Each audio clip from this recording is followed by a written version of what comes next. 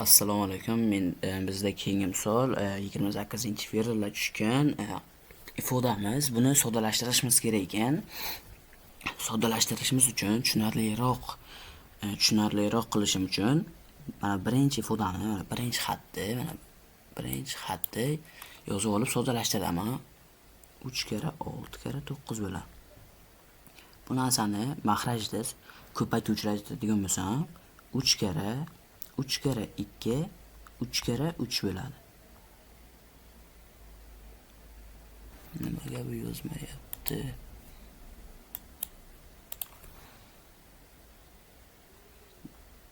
Shunday bo'ladi. Endi bu narsani quyidagi ko'rinishda yozsam bo'ladi. 27 ko'paytirilgan 2 kara 3 qoldi. Mana buni soddalashtirdik. Endi ikkinchi ifodamizni soddalashtiramiz. Mana buni soddalashtiradigan bo'lsak, hozir qotyaptimi? Endi yozadigan bo'lsak ikkinchi ifodani 3 kara 9 kara 12. Bunda 5. Buni ham ko'paytiruvchi aytadigan bo'lsam 3 kara 3 kara 3 kara 3 kara 4. Buni ham 5 taqsim 27 ko'rinish yozsam bo'lar ekan.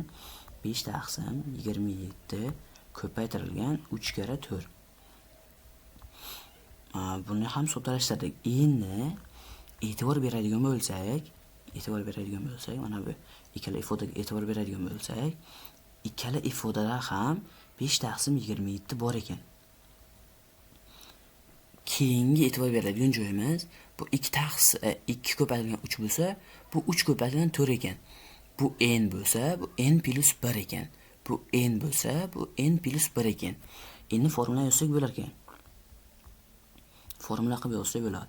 N ko'paytirilgan n plus 1. Mana bu bizning formulamiz. Endi bu formuladan kelib chiqib, mana shu to'liq ifodadan 5 taqsim 27 ni olib chiqaman. 5 taqsim 27 ni olib chiqadigan bo'lsam, bizda qoladi 1 2 kara 3 qoladi plus 1 taqsim 3 kara 4 qoladi plus va hokazo oxirgi xada, mana oxirgi xadamiz nima ketdi bu? Oxirgi xadimizni soddalashtiradigan bo'lsak, mana soddalashtirsam 5 taqsim 27 ko'paytirilgan 3 kara 30. Bu narsadan 5 taqsim 27 ni olib chiqadigan bo'lsam, 5 taqsim 27 ni bizga qoladi 1 taqsim 90. Hop 90imizni 10 kara 9 deb yozsak bo'lar ekan. 9 kara 10. Oxirgi xadimiz ham xuddi shu formulaga to'g'ri keladi. Demak, 1 taqsim 9 kara 10 tenglik. Endi buni soddalashtiramiz yana ham. 5 taqsim 27 ko'paytirilgan. Mana bu ko'paytiruv bo'lsa, minus qilib yozishga haqqimiz bor edi.